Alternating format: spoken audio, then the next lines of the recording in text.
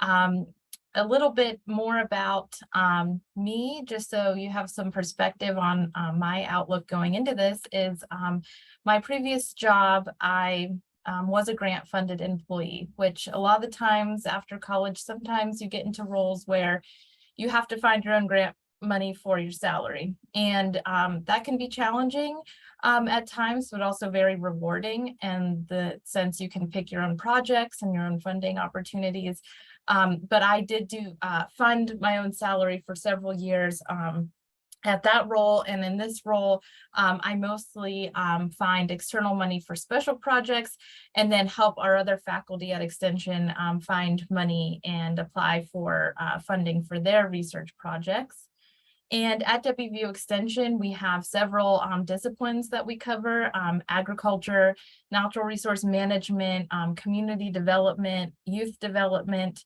And if you're not familiar with some of our programs, you can always visit our website. But this presentation will be more in general about research grants, nothing discipline specific. So everyone should be able to take something from it. Okay. So today we're going to cover three big topics. This is, of course, a huge discipline in itself, grant writing, and we could not cover everything today, but we're going to give a good broad overview. First, we're going to find where you find externally funded research dollars, where to start looking. Second, we're going to learn the basics of completing a grant application. That includes creating a budget from scratch, writing the narrative, how to submit the grant. And then finally, we're going to get some tips and tricks on grantsmanship, which grantsmanship is considered the ability to be successful in writing a grant and writing it in a way that lends yourself to getting grants. And there's some tips and tricks that I'll share with you today. If you have questions, we are going to have about 20 to 30 minutes at the end to answer your questions. But if something pops in your head and you don't want to forget it, you can go ahead and type it in the chat box and one of us can answer it for you right away. Or if it takes a little more time to answer, we'll address it at the end. Okay. First thing we're going to do is we are going to get a poll so I can see how many of you have written a grant or helped write a grant before. If you're planning on writing a grant during your time at WVU as a grad student, and then if that's a requirement for your program. So go ahead and fill that out, please.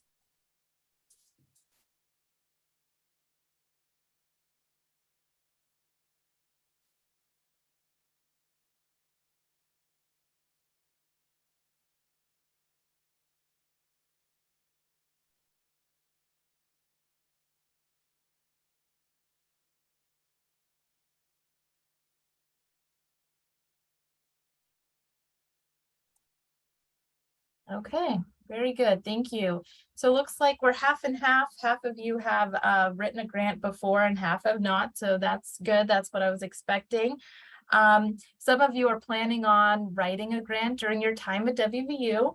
And most of you don't have to as part of your program. So that's good to know. So this is something in addition that you would have to do. So let's go ahead and get started on the content. Okay, so where can I find funding? Funding can come from federal, state, or private sources. A lot of the times they'll come from government agencies, corporations and foundations, or nonprofit organizations. This research presentation today is going to cover grants that mostly come from government agencies or NGOs because that's a specific process. If you are trying to write a grant to a foundation, there's some additional tips and tricks we could give you. So if you're interested in learning more about foundation grants, you can share your email address with us. We have some support on that side as well, but today we'll cover more of the research grants from federal and state and local sources. Okay, so searching for grant and funding opportunities can seem really intimidating because there's a lot of places to look. One option that WVU gives access to is called Pivot. And I don't know if anyone's used that before, but it is a database that hosts thousands upon thousands of grant opportunities. You can set up alerts so that you could say, I'm in agriculture and I'd like to learn more about when agriculture RFAs or RFPs are out, and it'll send you alerts on when new ones come out. You can also search by geographic area, by discipline, by what agency is giving the money. So if you haven't used Pivot before, you can use it as a WVU student. All you have to do is use your WVU email address, and then you can log into that and start searching for grant opportunities. Another big one is grants.gov, and that is basically all government, federal government grants. They also are where you would submit a lot of grants. It's basically a one-stop shop for searching for grant funded grant opportunities and submitting. And then another place we like to look is government websites and listservs. So USDA, NSF, EPA, NOAA, they all will post their funding opportunities on their website. You can also sign up for their listserv. So when they have a new funding opportunity, it comes right to your email. Actually, I just got one this morning from USDA on community development. And then again, I wanted to mention the foundation side. There is a service that WVU provides called the Foundation Directory Online Professional, which you can access through the WVU library, where you can search for foundation grants. And foundation grants could be something like Toyota Foundation, Benedum Foundation, corporate entities like Walmart. They would be the ones that you would put through foundation service at WVU versus the research side, which goes through the Office of Sponsored Programs. And if you haven't heard of those two entities, don't worry, we're going to cover that a little bit more in our presentation. But this chart on the right just shows you if you were submitting to NSF, you would go through the Office of Sponsored Programs at WVU. If you're going through Toyota Foundation, you would go through Foundation. So we'll get into a little bit more about that later. All right, so here's my first tip. Find out what has been funded in the past. Okay, so these grant organizations have been funding proposals for decades, sometimes longer. And you can find previously funded projects, okay, on their websites. The ones I have listed here are the website names, and they're called NSF Awards. That's where you can see what NSF has funded in the past. And that'll give you a description of the project, how much was funded, who it was funded to. USDA Current Research Information System. You can search their information system for previously funded proposals. Same with NIH Reporter, and that is the National Institute of Health. Why is this important? When grant writing, you really want to make sure that you are aligned with what the funder is asking for. And sometimes the best way to do that is to see what they have funded in the past. This might take a little bit of time, but it prevents you from writing a narrative that maybe isn't a good fit for that funder, or doing something that's already been pretty much funded many times in the past. Okay, so what we're going to get into later in the presentation is what makes a grant fundable, why and when is it a novel idea, and what do funders like to see in the proposals. Now, I've said a lot of jargon, and I really do apologize for that, but grant writing has so many acronyms, and some of them you'll hear: RFP, RFA, NOFO, or NOFO. What do all these mean? Well, they're all the same thing. It's a solicited proposal. And that's what the sponsoring agency will put out so that they can get the information to you, and then you can submit your proposal to them.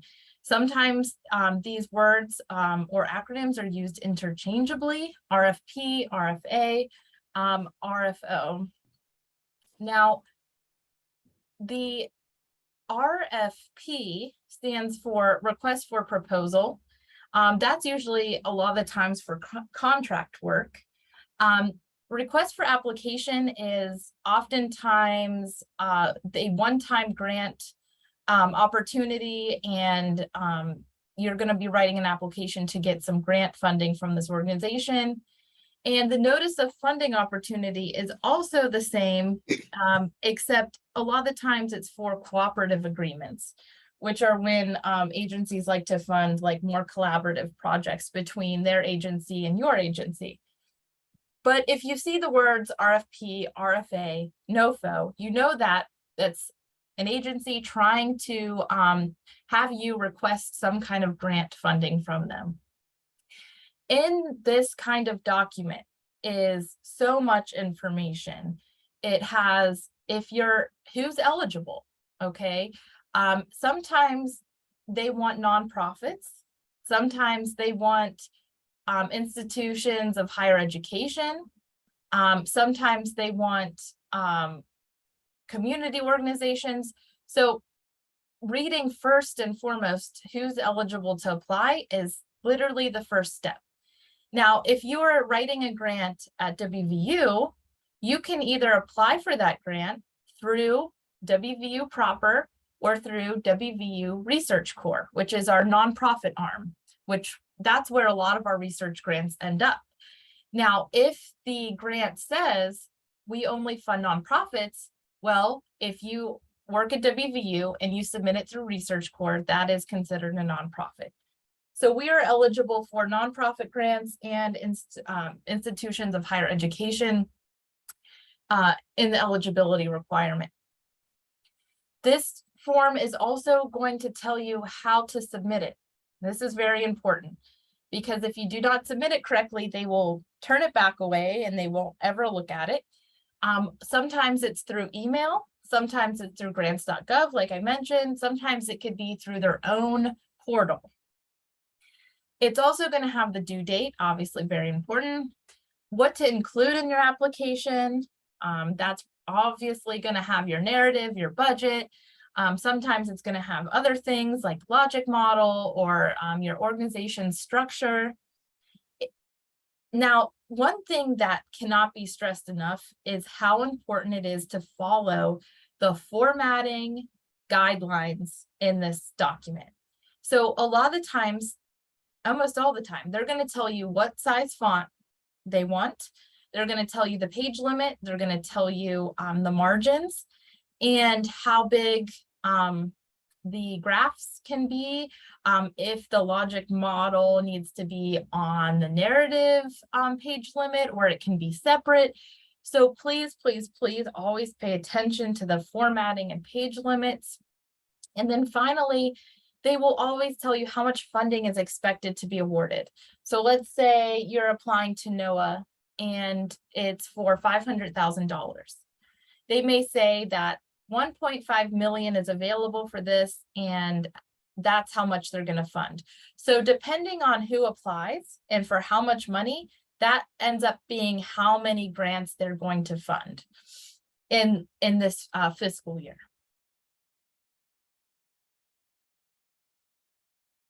Okay, so let's pretend that we found a funding opportunity. Let's say that NOAA has put out an opportunity to create climate education in the Northeast region. And you're like, that's perfect. I'm going to apply for that. Well, now what do? First, you review that RFP or RFA, like I just mentioned, and all those pieces. You figure out where will it be submitted? Will it be submitted through the Foundation or Office of Sponsored Programs here at WVU? And then you discuss your timeline with others on your team. And if applicable, your department's grants administrator. So Pam Riffle is our grants administrator at Extension. You may have a different grants administrator in your department. I know Davis College has one, Eberly College has one. So reach out and get to know that person and let them know that you're going to be submitting an application for this funding opportunity. They will also help you discuss that timeline. Now, at WVU, and this might change if you move to a different institution, you have to submit this to our Office of Sponsored Programs at least 5 working days ahead of when the proposal is actually due. So you might think it's due on October 14th. That's when the funder wants it. That means you would need to get it to our review board by the week before, the Friday before. So last week on Friday, you would have needed to give it to them. So you always need to give yourself a little more time and a little more grace to get these things done, because you do have to get it in ahead of time and other people have to review it before it goes to the funder. The first thing that needs to be reviewed and finished is the budget. The budget is, I would say, probably one of the most difficult parts of creating a grant proposal. Why is that? Because there's a lot of rules around budgets, and our grants administrator, Pam, is going to go over every piece of budgets today. And I would urge you to take lots of notes, because the budget can really make or break your proposal.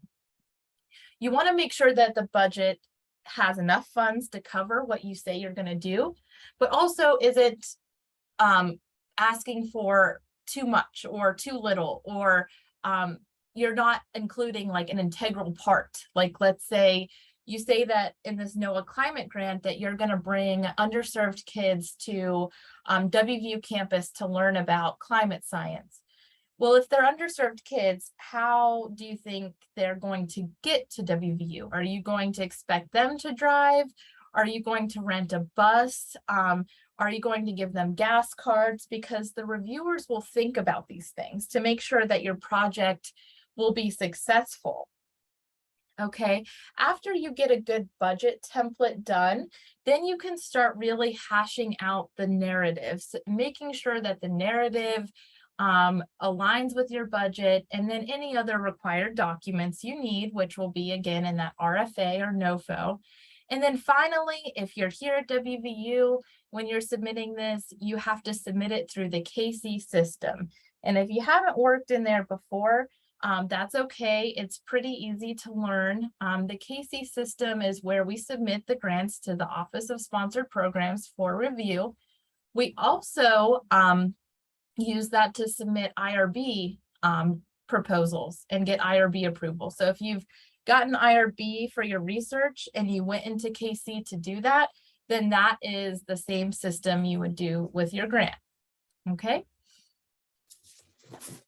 All right. So before we get into the budget, these items on the screen are really what's in most research proposals that you need to include.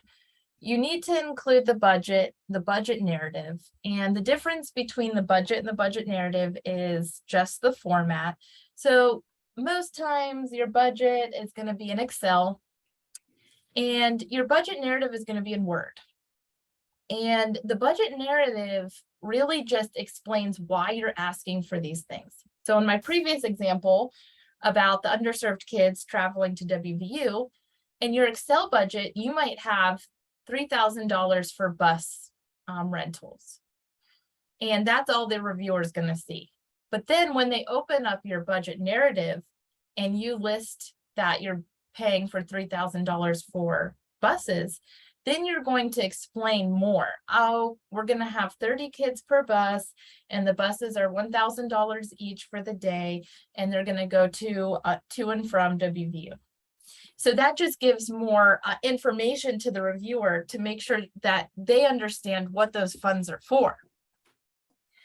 Now, your project narrative is the heart and soul of your proposal. That's where obviously you explain what you're going to do, how you're going to do it, when you're going to do it, why you're doing it, all of that. Sometimes that can be called a scope of work or project narrative. You might hear it either way. The other items I have here, which we'll go over more later, are biosketch, current and pending, conflict of interest. Those three forms are most times required for our federal government, like NSF, USDA, NOAA. They want those forms. The biosketch is your snapshot, who you are as a researcher, what you've published, where you went to school, where you've had previous appointments and jobs, and even sometimes they'll ask you for like synergistic activities. So for me, you know, as a wildlife biologist and then as a environmental educator, I would put things on there like I went to do outreach programs at schools, or I went and started an environmental ed club. Why is that important? Because they're going to see the breadth of your experience on that biosketch. It's really a chance to sell yourself. Current and pending is what other grants you're on. They do that because they don't want to have a reviewer review your proposal that has been on a previous grant project of yours. That just makes sure that there's no biases. And then the conflict of interest is similar, where you list everybody you've ever worked with, really, your advisors, your collaborators, people that you've published with. Because a lot of the times, remember, these reviewers that are reviewing your grant are just normal people like us. They're people that work at universities, they're people that work at these government agencies, and you may have worked with these people in the past. So they just want to make sure that there's no bias there. And then finally, the data management plan and the logic model are often seen, and those are industry specific. And whenever you get to your RFA or RFP, it'll explain what it wants in those documents. But for instance, like if it were for the climate program I just mentioned, I would want to show a logic model that showed how my program was going to have some long-term outcome on, let's say, climate literacy in West Virginia or climate literacy in children. So those are the things you need to be thinking about when you're looking for grants. Okay, so we're going to shift gears a little bit. We're going to go into the budget. Now, after this, we're going to talk more about those tips and tricks. So if you have any questions so far, go ahead and put them in the chat box and we'll get to them at the end. Now we'll cover budgets, then we'll get back to some tips and tricks. So I'm going to hand it over to my colleague Pam and then answer questions you might have in the chat. Thanks. Thank you, Megan. Hello, everyone. I'm going to talk to you about your budget development. And there's really, the budgets are composed of two kinds of costs. You have your direct costs and your indirect costs, or otherwise called facilities and administration costs. And your direct costs are the ones that are directly attributed to the grant funding. They would include your salaries, fringe benefits, consultant supplies, equipment, travel, subawards, and any other direct costs you may have. It's important to remember that all your costs meet the federal cost principles, which means that they have to be allowable, allocable, and reasonable. And these are defined in OMB Circular A21. Now, with your salaries, for each project participant, you'll want to list their name, their title, if they're a 9 or 12-month appointment, their current annual salary, and what percent of effort they're going to be on the grant for, and the total salary requested. Once you have your salaries in place, you're going to have to attach the fringe rate. And for full-time positions here at WVU, your fringe rate includes FICA, retirement, health insurance, workers' compensation, unemployment insurance, childcare, and terminated annual leave payout. And fringe rates are charged as a direct cost for all university personnel listed on the budget. Now, the next slide, we have some templates that will assist you in preparing your budget. There's some directions, and then there's the budget justification template, a budget that includes a column for cost share, and also just a standard budget without cost share. Also listed here, we have the per diem calculations. So that would assist you in getting the current per diem for mileage or for a hotel. So you'll want to check that out. Also, your fringe rates are listed here for full-time benefits eligible WVU employees, it's 23%. On the other hand, a research corps employee full-time benefits eligible would be 31%. And then you have your part-time student worker and a GA. The next item we want to talk about are subawards and consultants. When you have programmatic work that is essential to the project, but needs to be completed by an entity other than the university, that would be a sub-agreement. Now, that could be another university. We have a good many of those. It could be a nonprofit organization, which we do a lot with, or a corporation. You do not want to use a subaward for vendor services or supplies. That would really fall under procurement. Now, if you wanted to have a consultant as opposed to a subaward, then that would be services of an individual who lacks an institutional affiliation. And they're handled through service agreements.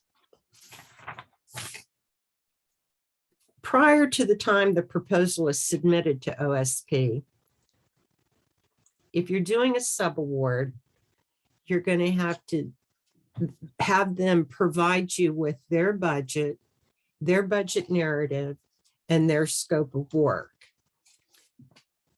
Now, that institution may also have their own indirect cost rates or F&A rates, so they would include that in their budget.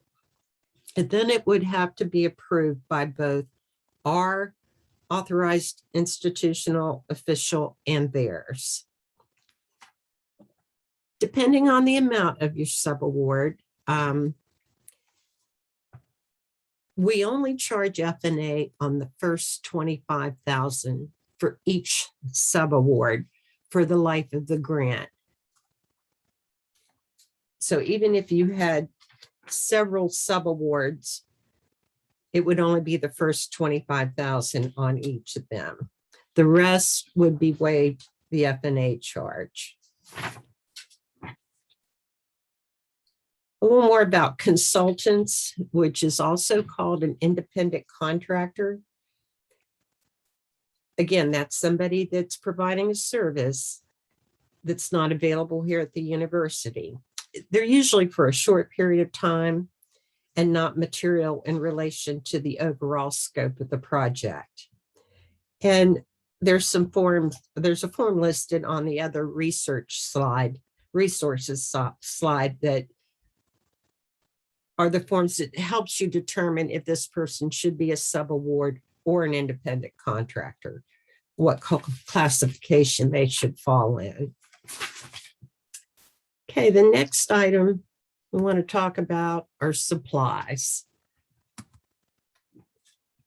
And their supplies are any item that costs under $5,000 that's specifically related to the project.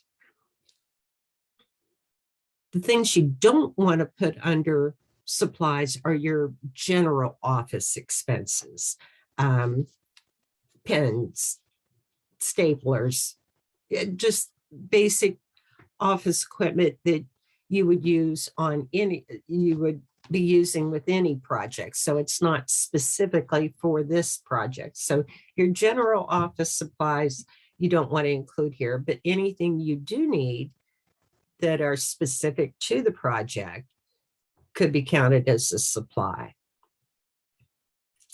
You also may have some travel,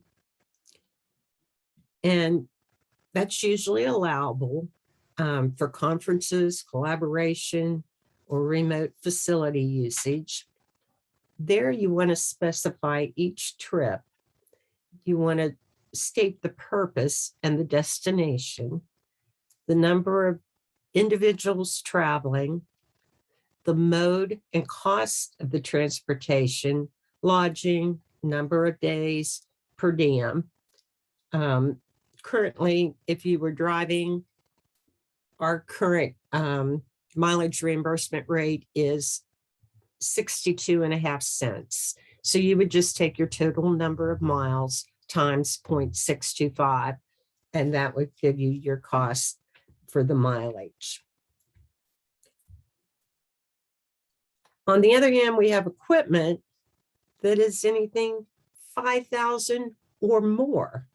So that's something that has a useful life of more than 1 year and a cost of 5,000 or more. Equipment is not charged F&A. It is exempt. So you wouldn't have to add that on if you have any equipment in your budget. Another line item you may have are participant costs. That's a stipend or an allowance for travel and registration fees paid to or on behalf of participants or trainees, but not employees. WVU and Research Corps employees cannot be considered a participant. The agency actually has to allow participant costs. So any individual who is receiving a service or a training opportunity from a workshop, conference, whatever, and short-term instruction or information sharing funded by a sponsor award could be a participant, but not employees. And participant costs are also waived from F&A, so they're not charged F&A on any true participant costs. We have some other direct costs possibly that don't fall into any of the previous categories. So, or classifications, they would be like publication costs, computer services, repair and maintenance on equipment, rent and utility expenses, communication costs, tuition, and some type of telephone service possibly. So those would be lumped under other direct costs. You also, the sponsor may require cost sharing as a requirement to apply. So that can be a percentage of the total amount you're asking. It could be a 1-to-1 match, 1-to-2 match. There's a lot of different ways that they want to show the cost sharing. So cost sharing, it's the part contributed by parties other than the sponsor. and not charged to your agreement. So it's really what we're providing on our own dollar. Like at WVU, we only want to cost share salaries because they're the easiest to document. You could do an in-kind contribution, maybe with a tuition waiver, something like that. But we really want to stick with the salaries. It is a legal commitment by the university to provide these resources, and it is subject to audit. Mandatory cost sharing is what the agency requires in order to apply. Any other cost sharing, I know sometimes people think if you add in cost sharing, even if it's not required, that may give you some points in getting awarded your grant, but that's not true. We want to avoid cost share unless it's required because it is a real expense, and university funds used for cost sharing does reduce the effectiveness for other programs.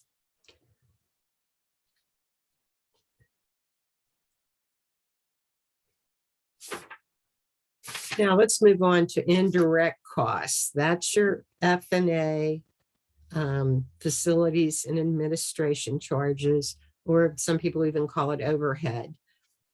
But that's the cost that WVU, the institution, recovers in conducting the sponsored project.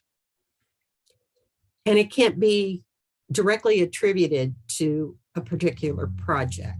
These are more non-tangible things.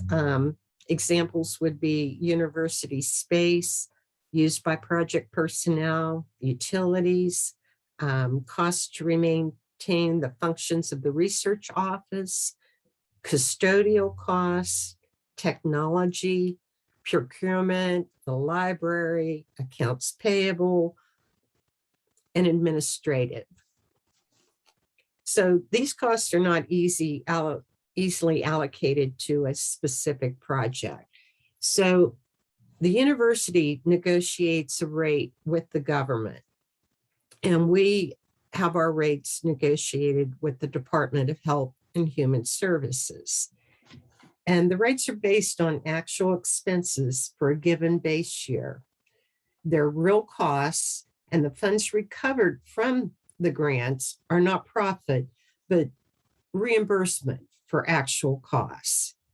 And we never get fully reimbursed for all costs incurred, but we get part of that. Some agencies limit the F&A to a certain percentage. Currently, most of our grants are on campus and other sponsored activities. So that rate would be 32.5%. It just, the F&A is dictated by the agency. So if they allow the federally negotiated rate, we would use our rate. If they say it's only 10%, we would just use 10%. And we have different rates depending on the type of activity. So it could be research, instruction and training, or other sponsored activity. And those rates will vary depending on the type of the activity. Also, it's going to be different depending on if the majority of the project takes place on campus as opposed to off campus. And you can find a list of all the different F&A rates listed. There's a link to them there on the screen. I think that's it on indirects and the budget.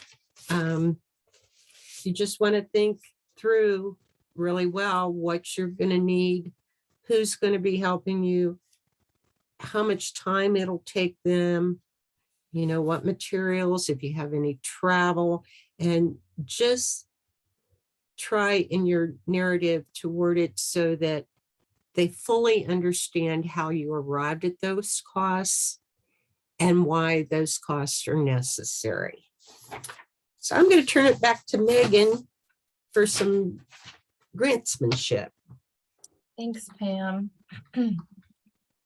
Okay, that was a really good overview.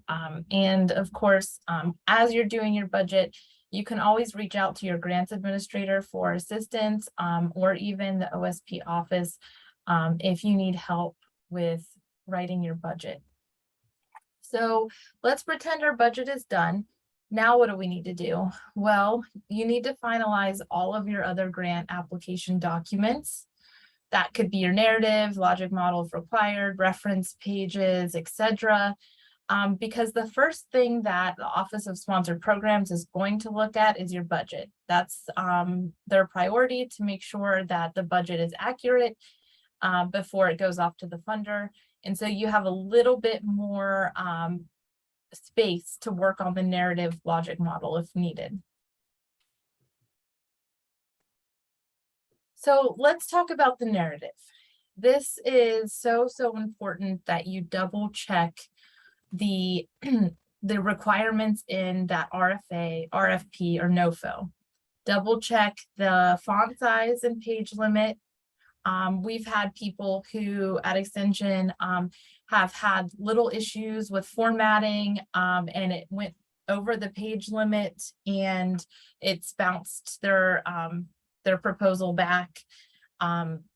If the funder can notice anything right away that would disqualify you, they automatically do. So, little things like font size and page limit really matter.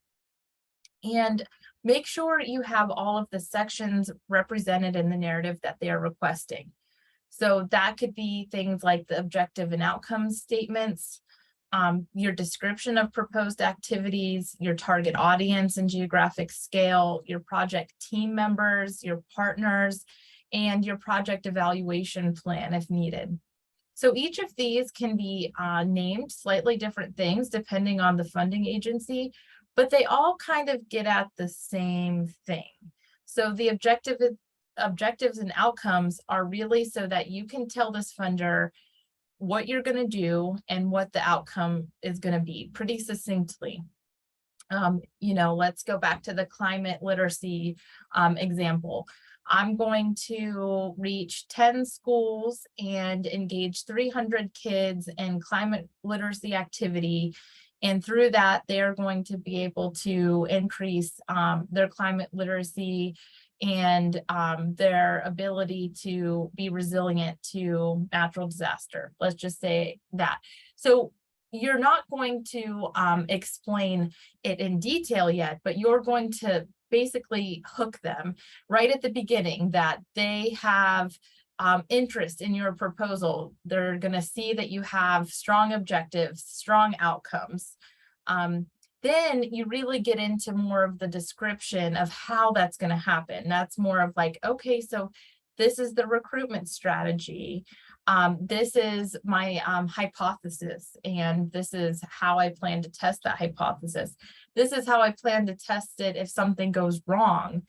This is the backup plan. They want to know that you've literally thought through every possible issue and a way to address it. They want to know that if you have an audience for your proposal, that it's reaching people that need it. Or if you're doing something such as like a hard physical science proposal, that you have identified a gap or some kind of need in your field, and you are going to test how to basically find a solution for that gap or need. That you have people on your team that are also working in this field, because a lot of the times you might not know that somebody else in a different department is working on something similar to you, and you guys might both be submitting proposals for the same thing. So it's really good to be finding people that you can bring together on your team so that you're not competing with one another. And that you find partners. A lot of the times it's really good to find a community partner or somebody that is outside of the university that has interest in this as well. And finally, the project evaluation, just to go over that a little bit more, USDA, NSF, NOAA, they all require project evaluation. If you haven't heard of this before, it's basically so that you can prove that your project worked. In some cases, if it's hard science, obviously the data will speak for itself. But if it's other areas such as community outreach, community development, education, you may not have hard data to show that it worked. So project evaluation is usually done by somebody that's not directly involved in the project, a third-party person that you bring in and pay, like a consultant, where they go through your day-to-day project and at the end write that final report that shows what the outcomes were. And, you know, they may be different depending on the field you're in, but some of them could be, you know, like qualitative focus groups of your participants, or you do a pre and post test. So make sure that you read if that project evaluation is required, because more and more funding agencies are requiring that you have that component. And you will have to write how you plan to evaluate and who you plan to get to do that. Back to the biosketch, because this is probably one of the last things you'll think about, but also very important. Make sure that you check in the RFP if they have a style guide. A lot of the times USDA, NSF, they will have a template that you can use. And so you can Google NOAA conflict of interest template or NSF biosketch template, and you'll be able to find that. Everybody that's a PI or co-PI on your project will need to fill that out. So if you have a rather large team, you want to make sure that you get these documents out to them and that they're filled out so they can be attached in a timely manner. Because if they're not attached, again, that could disqualify you. So make sure that you are using the agency's template that they prefer. Okay. Last topic of the day. So we went over how to fill out a grant application, what's required. We've talked about how to create your budget. Now, finally, we're going to talk about grantsmanship. And grantsmanship is a word that gets thrown around a lot, but it's basically your ability or skill to write a grant, how to be successful in writing a grant. A lot of the times, it's not your idea that was the problem. It was your ability to sell your idea or to write it in a way that the reviewers could understand. So this ability to write in a way that is persuasive, that is confident, that checks all the boxes is really, really important. So let's just start with the basics.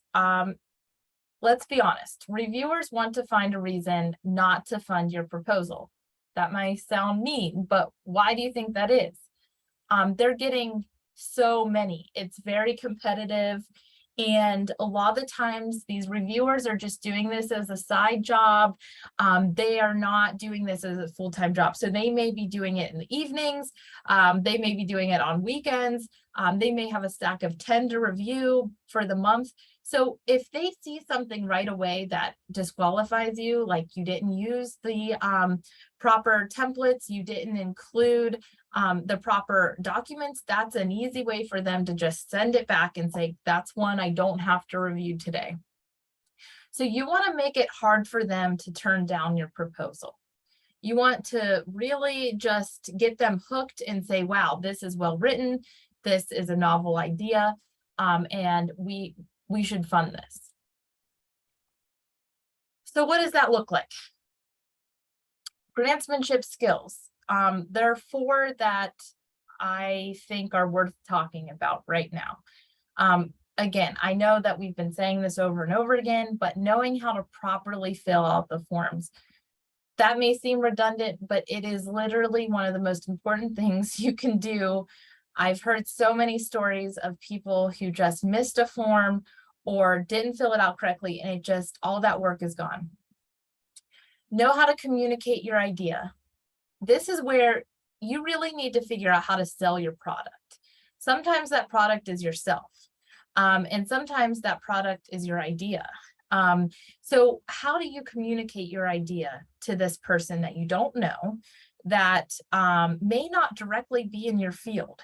Remember that when you submit something to, say, NSF, there's probably 3 or 4 people that may review it, and not all of them are going to be, let's say, in community development or in chemistry. So you need to be able to sell your idea in a way that most people could understand.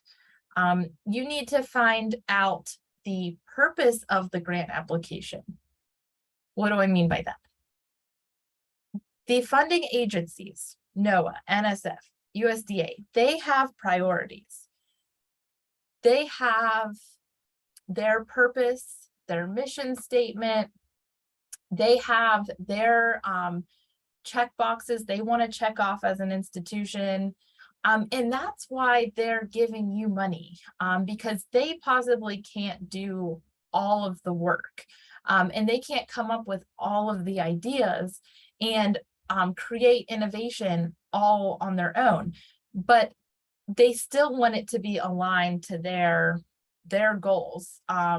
So NSF's goals are different than USDA's goals. They're different than NOAA's goals. So make sure that you know why they're funding it. Let's go back to the climate literacy example.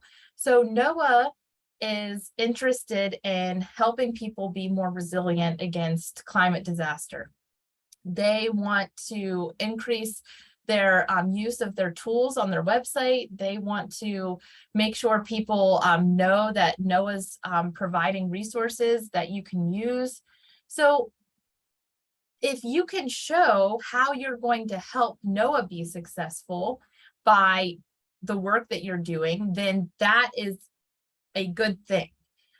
You want to show that you are not only aligned with what they want to do, but you're going to take it even further and bring innovation and solutions and skills into that. And then finally, know your audience. That's your reviewers. See what they funded in the past. Talk to program officers at those institutions and say, hey, I have this idea. Do you think that this is going to be successful? That's allowable. You can reach out to the program officers on the grants anytime. That's what they're there for.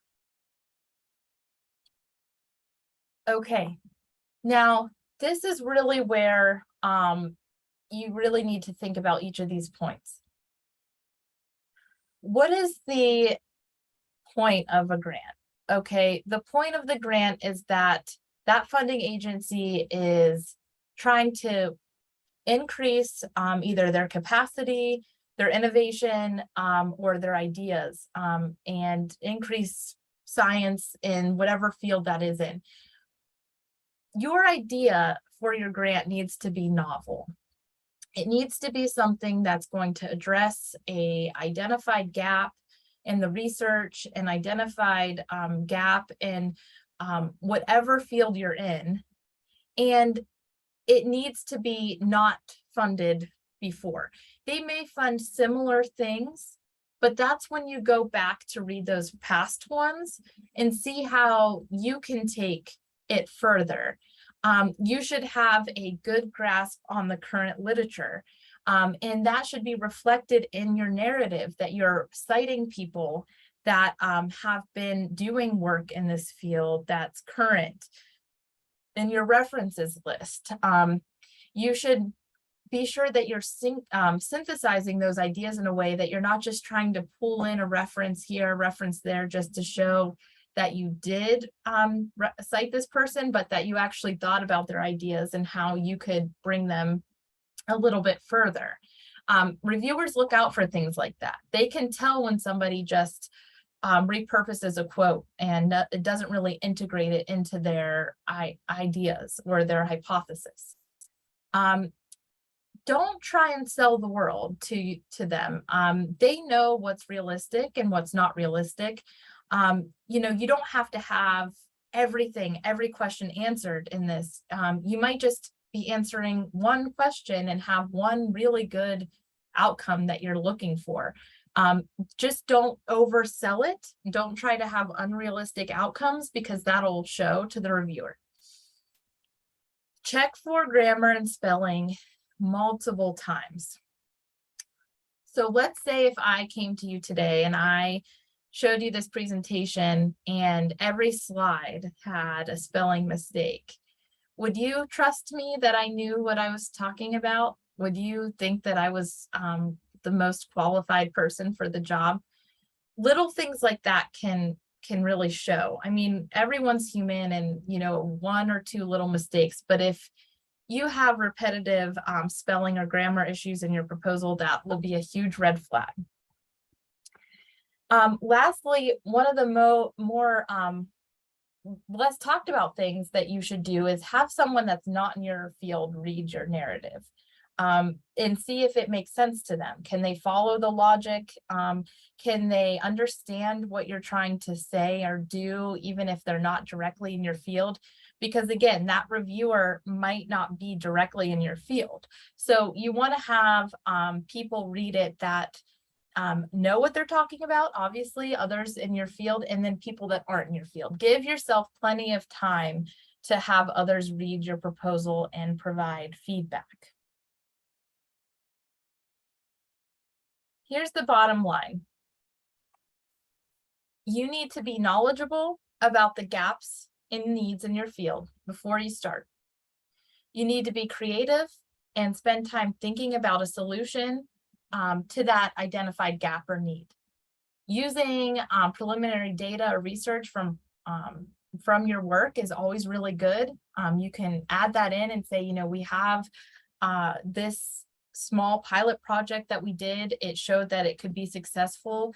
We're writing this grant to scale it up. Be collaborative. Find others that are interested in similar work to you and talk about it. And finally, be flexible. Keep refining and evaluate. Use evaluation to have your biggest impact. So one way might not always work, but if you say, we refined this this product, we refined this policy, this procedure, and we really think now it's going to work, that shows favorably. Even if you're doing your research and it didn't come out as expected, and that showed in the evaluation. Well, when you write your report and you explain that, that will be enough to show that this person is trying, and whenever they go and write another grant application to this agency, we're going to still give them a shot. If you, don't fill out those reports to the agencies, like the final reports, the evaluation reports, that really basically reduces your chance to get funded by that organization again. So keep that in mind. We are at almost the end, and I want to leave plenty of time for discussion and questions. I just wanted to leave you one more thing, because I feel like we didn't really talk about what you actually do when you're gonna submit this at WVU. So we talked about how to write it, how to do the budget, the forms and everything.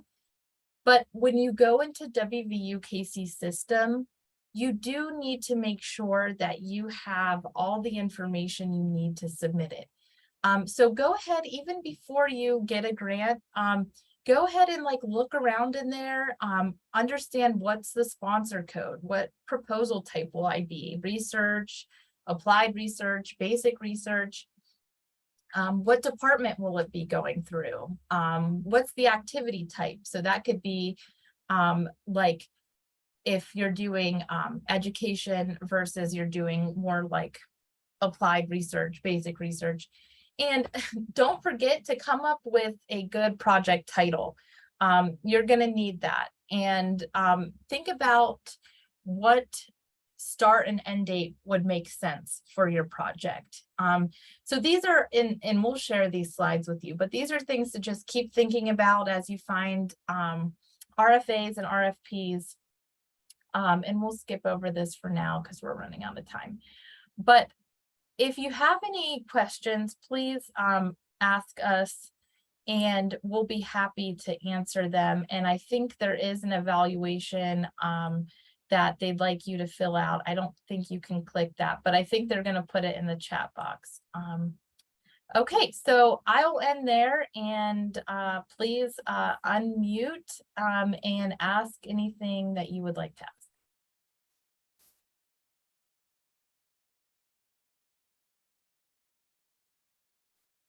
Okay, the link to the survey's in the chat.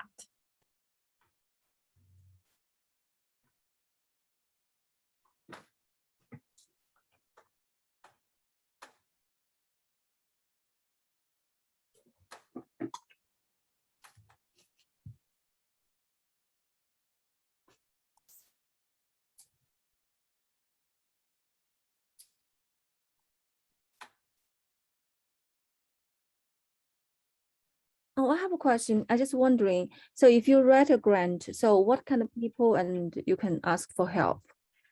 Yeah, that's a good question. So what department are you in? School of education. Okay, so you can ask your grants administrator there. You can ask them what the timeline should be. And then you can even if they don't have the answers, you can actually reach out to the Office of Sponsored Programs. Like for instance, if you say, hey, I don't know if we're eligible for this, can you tell me that? They will be able to tell you that information. And then if you have somebody like your advisor or somebody else that's going to be actually the principal investigator, then they would be a good person to ask technical questions as well. There are some like teams in place at the university. I know in Eberly College, they have quite a large grant writing team that helps people. I'm not sure other departments, but anyways, a good place to start is your department's grant administrator. Thank you.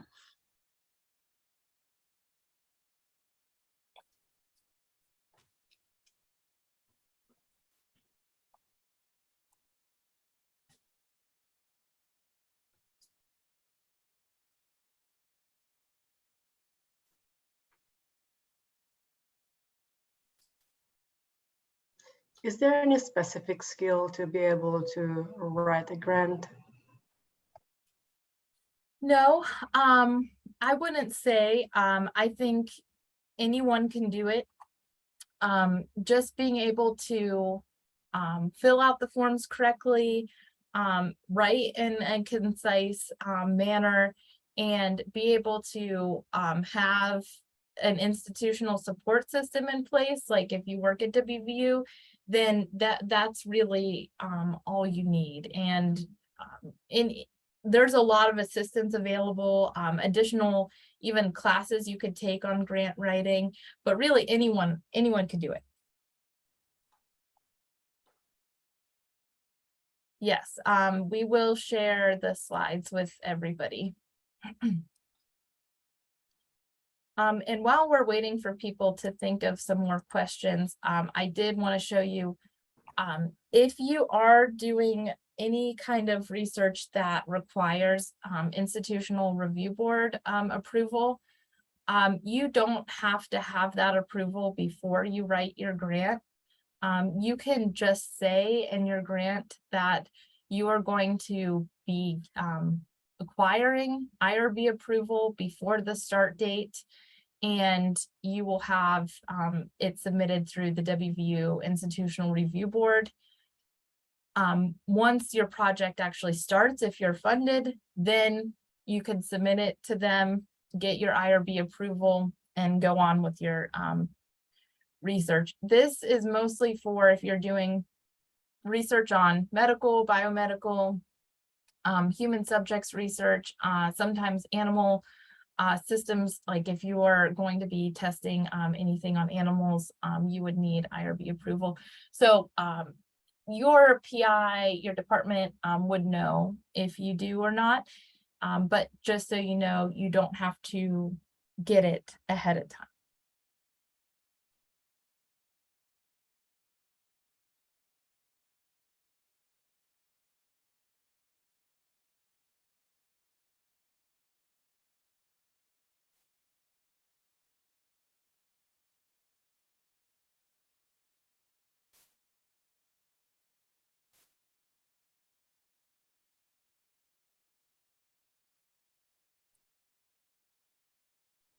Anybody else have any questions? I mean, we are very lucky to have Megan and Pam here. So I think it's a very good time to ask them questions.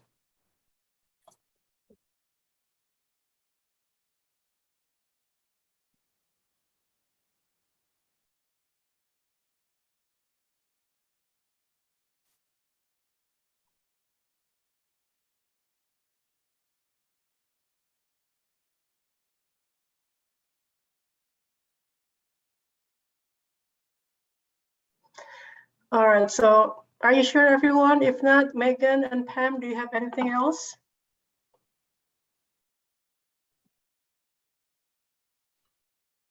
I don't think so. I know Megan had a slide on OSP's role. I don't know if you wanted to go over that, Megan. Yeah, we could send that to them in the document. It's basically just what they will do once they receive your proposal. Yeah, we'll send, Winda, we can send you the slides to share with people. Of course, yes, thank you so much. All right, so I guess if no one else is going to ask the question, we can wrap this up. Is that okay with you, Megan and Pam? Oh, yeah. Yes. All right, great. All right, thank you so much, Megan and Pam. I mean, it's a wonderful workshop, so many important information, also like practical advice. So thank you so much. And I think I can speak on behalf of everyone here that we learn a lot from you, your experience and expertise.